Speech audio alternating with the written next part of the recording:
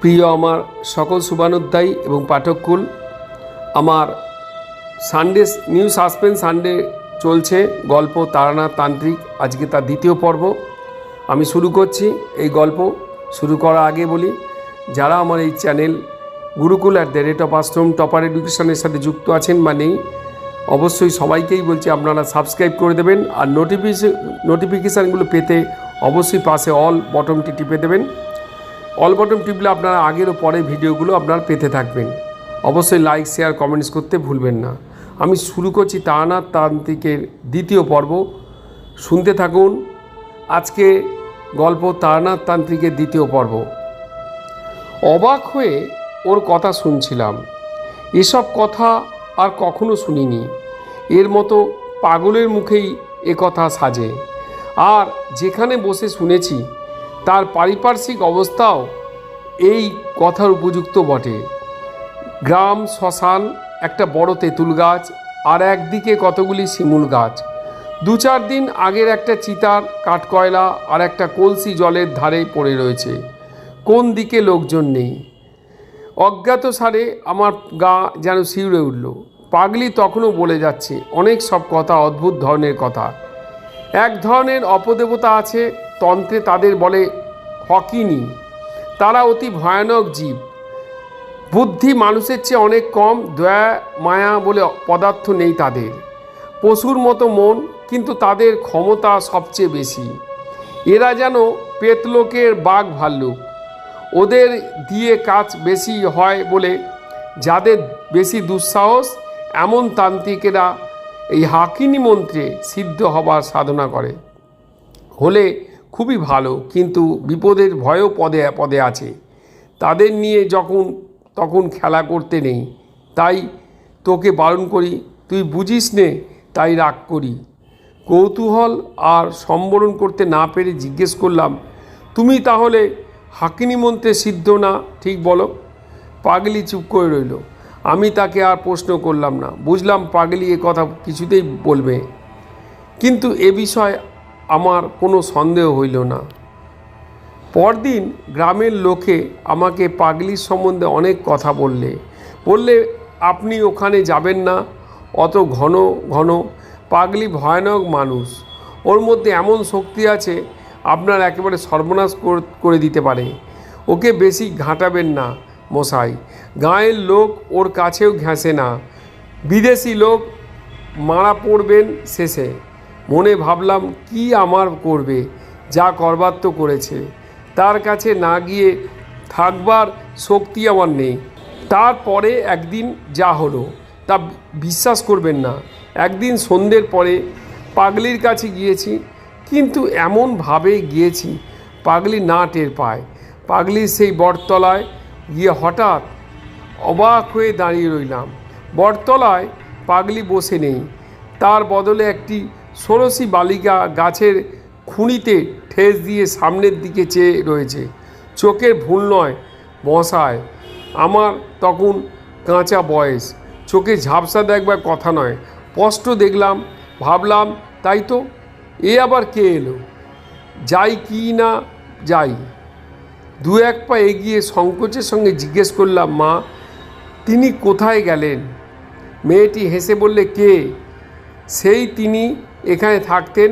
মেয়েটি খিলখিল করে হেসে বলল, মরণ। কে আর নামটাই বল না। নাম করতে বলতে লজ্জা হচ্ছে নাকি? আমি চমকে উঠলাম।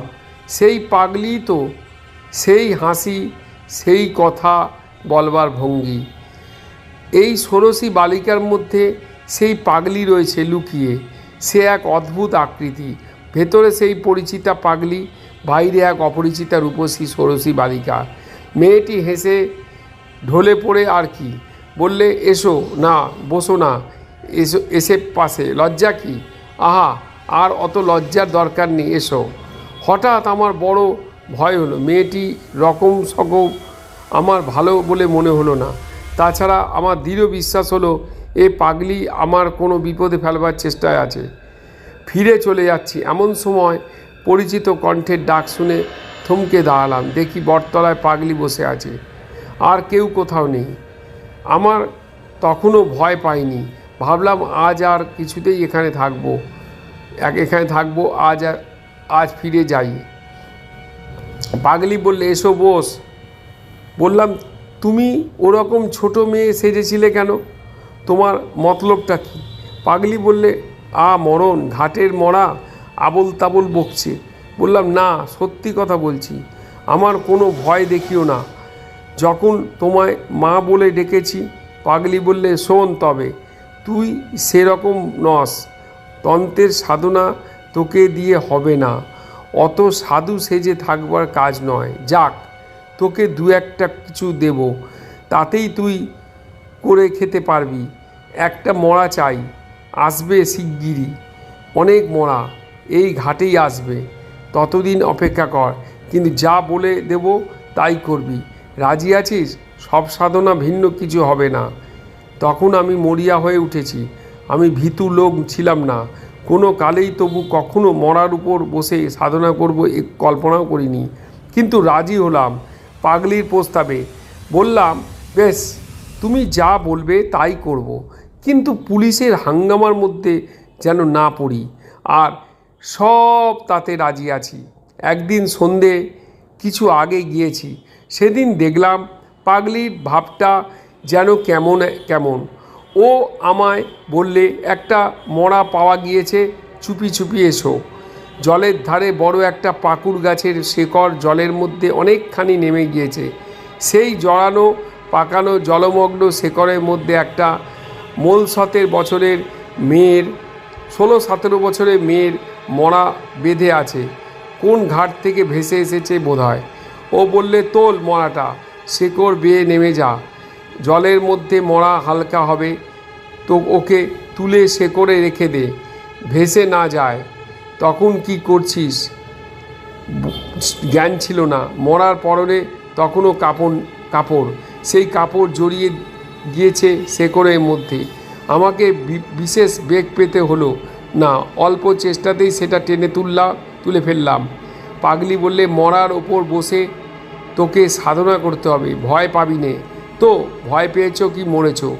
আমি হঠাৎ আশ্চর্য হয়ে চিৎকার করে উঠলাম। মরার মুখ তখন আমার নজরে পড়েছে। সেদিনকার সেই ষোড়শী বালিকা, অবিকল সেই মুখ, সেই চোখ, কোনো তফাৎ নেই। পাগলি বললে, চেঁচিয়ে মরছিস কেন? ও আপদ। আমার মাথায় মধ্যে কেমন গোলমাল হয়ে গিয়েছে তখন। পাগলিকে দেখে তখন আমার অত্যন্ত ভয় এলো। মনে ভাবলাম, এ অতি ভয়ানক লোক দেখছি। গাঁয়ের লোকে ঠিকই বলে, কিন্তু ফিরবার পথ তখন আমার বন্ধ। পাগলি আমায় যা যা করতে বললে, সন্ধে থেকে আমাকে তা করতে হলো। সব সাধনা অনুষ্ঠান সম্বন্ধে সব কথা তোমায় বলবার নয়। সন্ধ্যের পর থেকেই আমি সবের ওপর আসন করে বসলাম। পাগলি একটা অর্থশূন্য মন্ত্র আমাকে বললে, সেটাই জপ করতে হবে অনবরত। আমায় বিশ্বাস হয়নি যে এতে কিছু হয়।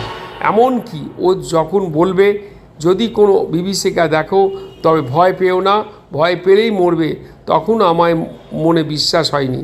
রাত্রি দুপুর হলো ক্রমে, নির্জন শ্মশান, কেউ কোনো দিকে নেই, নীর অন্ধকার, দিক বিদিক লুকিয়েছে। পাগলি যে কোথায় গেল তাও আমি আর দেখিনি। হঠাৎ এক পাল শেয়াল ডেকে উঠল। নদীর ধারে একটা কষার ঝোপের আড়ালে শেয়ালের ডাক তো কতই শুনি, কিন্তু সেই ভয়ানক শ্মশানে একটা টাটকা মরার ওপর বসে সেই শেয়ালের ডাকে আমার সর্বাঙ্গ শিউরে উঠল। ঠিক সঙ্গে সঙ্গে একটা ব্যাপার ঘটল। বিশ্বাস করা না করা তোমার ইচ্ছে, কিন্তু তোমার কাছে মিথ্যে বলে কোনো স্বার্থ নেই। আমি তারানাথ জ্যোতিষী, বুঝি কেবল পয়সা। তুমি আমাকে 1 পয়সা দেবে না, সুতরাং তোমার কাছে মিথ্যে বলতে যাব কেন? শেয়াল ডাকার সঙ্গে আমার মনে হলো শ্মশানের নিচে নদী জল থেকে দলে দলে সব বউ মানুষেরা উঠে আসছে। অল্প বয়সী বউ, মুখে ঘোমটা টানা, জল থেকে উঠে এলো, অথচ কাপড় ভিজে নয়। কারো দলে দলে 1, 2, 5, 10, 20টা। তারা সকলে এসে আমায় ঘিরে ধরালো। আমি এক মনে মন্ত্র জপ করছি, ভাবছি যা হয় হবে। একটু পরে ভালো করে চাইতে গিয়ে দেখি আমার চারপাশে একটাও বউ নয়, সব কড়া পাখি বীরভূমে নদীর চর যথেষ্ট হয়। 2 পায়ে গম্ভীরভাবে হাঁটে, ঠিক যেন মানুষের মতো। এক মুহূর্তে মনটা হালকা হয়ে গেল। তাই বলা হরি হরি পাখি চিন্তায়টা আমার সম্পূর্ণ শেষ হয়নি। পরক্ষণেই আমার চারপাশে মেয়ে গলা করা খলখল করে হেসে উঠল। হাসির শব্দে আমার গায়ের রক্ত আরও হিম হয়ে জমে গেল যেন। চেয়ে দেখি তখনও একটা পাখি নয়, সবই অল্প বয়সী বউ।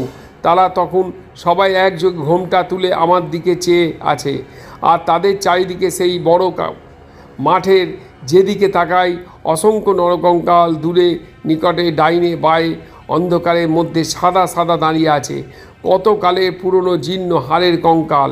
তাদের অনেকগুলো হাতের সব আঙ্গুল নেই, অনেকগুলো হাড় রোদে জ্বলে চটা উঠে গেছে, ক্ষয়ে গেছে। কোনোটার মাথার খুলি ফুটো, কোনোটার পায়ে নলির হাড় ভেঙে বেঁকে আছে। তাদেরও মুখে নানা দিকে ফেরানো দাঁড়বার ভঙ্গি। মনে হয় কেউ যেন তাদের বহু যত্নে তুলে ধরে দাঁড় করিয়ে রেখেছে। কঙ্কালের আড়ালে পেছনে থেকে যে লোকটা এদের খাড়া করে রেখেছে, সে যেই ছেড়ে দেবে অমনি কঙ্কালগুলো হুড়মুড় করে ভেঙে পড়ে জীর্ণ ভাঙাচোরা তোবড়ানো নোনা ধরা হাড়ের রাশি স্তূপাকার হয়ে উঠবে। অথচ তারা যেন সবাই সজীব, সকলেই আমাকে পাহারা দিচ্ছে। আমি যেন প্রাণ নিয়ে শ্মশান থেকে পালাতে না পারি। হাড়ের হাত বাড়িয়ে একযোগে সবাই যেন আমায় গলা টিপে মারবার অপেক্ষায় রয়েছে। উঠে সোজা দৌড় দেবো ভাবছি, এমন সময় দেখি আমার সামনে এক অতি রূপসী বালিকা আমার পথ আগলে হাসি মুখে দাঁড়িয়ে। এ আবার কে? যা হোক, সব রকম ব্যাপারের জন্যে আজ প্রস্তুত না হয়ে আর সব সাধনা করতে আমি নামিনি। আমি কিছু বলবার আগে মেয়েটি হেসে বললে, আমি ষোড়শী, মহাবিদ্যাদের মধ্যে শ্রেষ্ঠ। আমায় তোমায় পছন্দ হয় না? মহাবিদ্যা টহাবিদ্যার নাম শুনেছিলাম বটে পাগলির কাছে, কিন্তু তাদের তো শুনেছি অনেক সাধনাও করে দেখা মেলে না। আর এত সহজেই নিয়ে বললাম, আমার মহা সৌভাগ্য যে আপনি এসেছেন, আমার জীবন ধন্য হলো। মেয়েটি বললে, তবে তুমি মহা দামড়ি সাধনা করছো কেন? আজ্ঞে আমি তো জানি নে কোন সাধনা কী রকম। পাগলি আমায় যেমন বলে দিয়েছে তেমনি করছি। বেশ, মহা দামড়ি সাধনায় তুমি ছাড়ো, ও মন্ত্র জপ করো না। যখন দেখা দিয়েছি তখন তোমার আর কিছুতেই দরকার নেই। তুমি মহা ডামরি ভৈরবীকে দেখনি? অতি বিকট তার চেহারা, তুমি ভয় পাবে।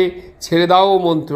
সাহসে ভর করে বললাম, সাধনা করে আপনাদের আনতে হয় শুনেছি। আপনি এত সহজে আমাকে দেখা দিলেন কেন? তোমার সন্দেহ হচ্ছে? আমার মনে হয় এই মুখ আমি আগেও কোথাও দেখেছি, কিন্তু তখন আমার মাথায় গোলমাল হতেই গিয়েছে, কিছুই ঠিক করতে পারলাম না। বললাম, সন্দেহ নয়, কিন্তু বড় আশ্চর্য হয়ে গিয়েছি। আমি কিন্তু কিছুই নেই কে আপনার যদি অপরাধ করেই মাফ করুন, কিন্তু কথাটার জবাব যদি পাই। বালিকা বললে, মহা ডামরিকে চেনো না? আমাকেও চেনো না? তাহলে আর চিনেও কাজ নেই। এসেছি কেন জিজ্ঞেস করছো? দৈবর্গ পথের নাম শোনোনি তন্ত্রে? পাস গুদলনের জন্যে ওই পথে আমরা পৃথিবীতে নেমে আসি। তোমার মন্ত্রে দিব্যক পথে সাড়ায় জেগেছে, তাই ছুটে দেখতে এলাম। কথাটা ভালো বুঝতে পারলাম না, ভয়ে ভয়ে বললাম, তবে আমি কি খুবই পাষণ্ড? বালিকা খিলখিল করে হেসে উঠল, বললে, তোমার বেলায় এসেছি সম্প্রদায় রক্ষার জন্যে, অত ভয় কিসের? আমি না তোকে লাথি মেরেছি, শ্মশানে পোড়া কাঠ ছুঁড়ে মেরেছি, না তোকে পরীক্ষা না করে কি সাধনায় নিয়ম বলে দিয়েছি তোকে? আমি ভয়ানক আশ্চর্য হয়ে গিয়েছি বলে কি? মেয়েটি আবার বললে, কিন্তু মহা ডামরি বড় ভীষণ রূপ, তোর যেমন ভয় সে তুই পারবি নে, ও ছেড়ে দে। আপনি যখন বললেন তাই দিলাম। ঠিক কথা দিলাম। এই সময় যে শব্দের উপর বসে আছি তার দিকে আমার নজর পড়তেই ভয় ও বিস্ময়ে আমার সর্বশরীর কেমন হয়ে গেল। শব্দের সঙ্গে সন্মুখে ষোড়শীর উপস্থিত চেহারা কোনো তফাৎ নেই, একই মুখ, একই রং, একই বয়স। বালিকা বঙ্গের হাসি হেসে বললে, চেয়ে দেখছিস কি? আমি কথায় কোনো উত্তর দিলাম না। কিছুক্ষণ থেকে একটা সন্দেহ আমার মনে ঘনিয়ে এসেছিল, সেটা মুখেই প্রকাশ করে বললাম, কে আপনি? আপনি কি যে শ্মশানের পাগলি না কি? একটা বিকট বিদ্রুপে হাসিতে রাত্রি অন্ধকার চিরে ফেরে চৌচির হয়ে গেল। সঙ্গে সঙ্গে মাঠময় নরকঙ্কাল হাড়ের হাত তালি দিতে দিতে এঁকে বেঁকে উন্মাদ নৃত্য শুরু করলো। আর অমনি সেগুলো নাচের বেগে ভেঙে ভেঙে পড়তে লাগলো। কোনো কঙ্কালের হাত খসে গেল, কোনোটা মেরুদণ্ড, কোনোটা কপালের হাড়, কোনোটা বুকের পাঁজরগুলো। তাদের নৃত্য সামনেই চলছে, সমানেই চলছে। এদিকে হাড়ের রাশি উঁচু হয়ে উঠল, আর হাড়ে হাড়ে লেগে কি বীভৎস ঠক ঠক শব্দ। হঠাৎ আকাশের এক প্রান্ত যেন জড়িয়ে গুটিয়ে গেল কাগজের মতো, আর সেই ছিদ্রপথে যেন এক বিকট মূর্তি নারী উন্মাদিনীর মতো আলুথালু বেশে নেমে আসছে এসে দেখলাম। সঙ্গে সঙ্গে চারপাশের বনে শেয়ালের দল আবার ডেকে উঠল। বৃষ্টি মরা পচার দুর্গন্ধে চারিদিকে পূর্ণ হলো। পিছনে আকাশটা আগুনের মতো রাঙা মেঘে ছেয়ে গেল। তার নিচে ছিল চিল শকুনি উড়ছে। সেই গভীর রাত্রে শেয়ালের চিৎকার, নরকঙ্কালের ঠোকাঠুকি শব্দ ছাড়া সেই ভয়ানক রাতে বাকি সব জগৎ নিস্তব্ধ, সৃষ্টি নিঝুম। আমার গা শিউরে উঠল আতঙ্কে। পিশাচিটা আমার দিকেই যায় ছুটে আসছে। তার আগুনের ভাটার মতো জ্বলন্ত দুচোখ, ঘৃণা, নিষ্ঠুরতা ও বিদ্রুপ মেশানো। সে কি ভীষণ ক্রূর দৃষ্টি, সে পূর্তি গন্ধ, সে শেয়ালের ডাক, সে আগুন রাঙা মেঘের সঙ্গে পিশাচির সেই দৃষ্টিটা মিশে গিয়েছে একটা উদ্দেশ্যে। সকলেই তারা আমার নিষ্ঠুরভাবে হত্যা করতে চায়। যে সবটার ওপর বসে আছি সেই সবটা চিৎকার করে কেঁদে বললে, আমায় উদ্ধার করো। রোজ রাতে এমনি হয়। আমায় খুন করে মেরে ফেলেছে বলে আমার গতি হয়নি। আমার উদ্ধার করো। কতকাল আছি এই শ্মশানে, 56 বছর কাকেই বা বলি, কেউ দেখে না। ভয়ে দিশেহারা হয়ে আমি আসন ছেড়ে উঠে দৌড় দিলাম। তখন পুবে ফর্সা হয়ে এসেছে, বোধহয় অজ্ঞান হয়ে পড়েছিলাম। জ্ঞান হলে চেয়ে দেখি আমার সামনে সেই পাগলি বসে মৃদু মৃদু ব্যঙ্গের হাসি হাসছে। সেই বটতলায় আমি আর পাগলি দুজনে। পাগলি বললে, যা, তোর দৌড় বোঝা গিয়েছে। আসন ছেড়ে পালিয়েছিলি না? আমার শরীর তখন ঝিমঝিম করছে। বললুম, কিন্তু আমি ওদের দেখেছি। তুমি যে ষোড়শী মহাবিদ্যার কথা বলতে, তিনি এসেছিলেন। পাগলি মুখ টিপে হেসে বললে, তাই তুই ষোড়শী রূপ দেখে মন্ত্রজপ ছেড়ে দিলি? দূর, ওসব হকিনীদের মায়া, ওরা সাধনায় বাধা। তুই ষোড়শীকে চিনিস না। শ্রী ষাড়শী সাক্ষাৎ ব্রহ্ম শক্তি এবং দেবী খড়ি তু মহাষোড়শী সুন্দরী। কহাদি সাধনা ভিন্ন তিনি প্রকট হন না। কহাদি উচ্চতন্ত্রের সাধনা, তুই তোর জানিস কি ওসব মায়া? আমি সন্দিগ্ধ সুরে বললাম, তিনি অনেক কথা বলেছিলেন যে আরও এক বিকট মূর্তি পিশাচির মতো চেহারা নারী দেখেছি। আমার মাথায় ঠিক ছিল না। তারপরেই মনে পড়ল পাগলির কথা, কি একটা তার সঙ্গে যেন হয়েছিল, কি সেটা। পাগলি বললে, তোর ভাগ্য ভালো, শেষকালে যে বিকট মূর্তি মেয়ে দেখেছিস তিনি মহাডামরি, মহাভৈরবী। তুই তার তেজ সহ্য করতে পারলি নে, আসন ছেড়ে ভাগলি কেন? তারপর সে হঠাৎ হি হি করে হেসে উঠে বললে, মুখ পোড়া বাঁদর কোথাকার, উনি দেখা পাবেন ভৈরবীদের। আমি যাদের নাম মুখে আনতে সাহস করি নে, হাঁকিনীদের নিয়ে কাবরার করি। ওরে ওলোপ্লে ওকে ভেলকি দেখিয়েছে, তোকে ভেলকি দেখিয়েছে। তুই তো সব সময় আমার সামনে বসে আছিস। বটতলায় কোথায় গিয়েছিলি তুই? সকাল কোথায়? এখন তো সারা রাত সাধনা করে আসন ছেড়ে এলি। এই তো সবে সন্ধে। আহ, আমার চমক ভাঙল। পাগলি কি ভয়ানক লোক! সত্যি তো সবেমাত্র সন্ধ্যা হয়। আমার সব কথা মনে পড়ল। এসেছি ঠিক বিকেলে 6টায়, আষাঢ় মাসের দীর্ঘ বেলা। মরা ডাঙায় তোলা সব সাধনা, নরকঙ্কাল, ষোড়শী উড়ন্ত চিল শকুনি ঝাঁক, সব আমার ভ্রম। হতবম্বের মতো বললাম, কেন এমন ভোলালে আর মিথ্যে এত ভয় দেখালে? পাগলি বললে, তোকে বাজিয়ে নিচ্ছিলাম। তোর মধ্যে যে জিনিস নেই তোর কর্ম নয়, তন্ত্রের সাধনা। তুই আর কোনোদিনই এখানে আসবার চেষ্টা করবি নে, এলে আর দেখা পাবি নে। বললাম, একটা কথার শুধু উত্তর দাও। তুমি তো অসাধারণ শক্তি ধরো, তুমি ভেলকি নিয়ে থাক কেন? উচ্চতন্ত্রের সাধনা করো না কেন? পাগলি এবার একটু গম্ভীর হলো। বললে, তুই সে বুঝবি নে। মহাষোড়শী, মহাডামরি, ত্রিপুরা, এরা মহাবিদ্যা, ব্রহ্মশক্তির নারী রূপ। এদের সাধনা এক জন্মে হয় না, আমার পূর্বজন্ম এমনি কেটেছে, ওই জন্মেও গেল, গুরুর দেখা পেলাম না, যা তুই ভাগ, তোর সঙ্গে এসব বকে কি করব, তোকে কিছু শক্তি দিলাম, তবে রাখতে পারবি নে বেশি দিন, যা পালা। চলে এলাম, সে আজ 40 বছরের কথা। আর যাইনি, ভয়ই যাইনি, পাগলির দেখাও পাইনি আর কোনো দিন। তখন আমি চিনতাম না, বয়স ছিল কম। তো এখন আমায় মনে হয় যে পাগলি সাধারণ মানবী নয়, সংসারে কেউ ছিল না, লোকচক্ষুর আড়ালে থাকবার জন্য পাগল সেজে কেন চিরজন্ম শ্মশানে মশানে ঘুরে বেড়াতো। তুমি আমি সামান্য মানুষে তার কি বুঝবে। যাক সেসব কথা। শক্তি পাগলি দিয়েছিল, কিন্তু রাখতে পারিনি। ঠিকই বলেছিল, আমার মনে অর্থের লালসা ছিল, তাতেই গেল। কেবল চন্দ্রদর্শন এখনও করতে পারি। তুমি চন্দ্রদর্শন করতে চাও, এসো, চিনিয়ে দেব। 2 হাতের বুড়ো আঙুল দিয়ে আমি দেখলাম তারানাথের বকুনি থামিয়ে না, যতক্ষণ থামবে না এখানে আছি। উঠিয়া পড়লাম, বেলা 12টা বাজে। আপাতত চন্দ্রদর্শন অপেক্ষা গুরুতর কাজ বাকি। তারানাথের কথা বিশ্বাস করিয়াছি কিনা জিজ্ঞাসা করিতেছেন, ইহার আমি কোনো জবাব দিলাম না।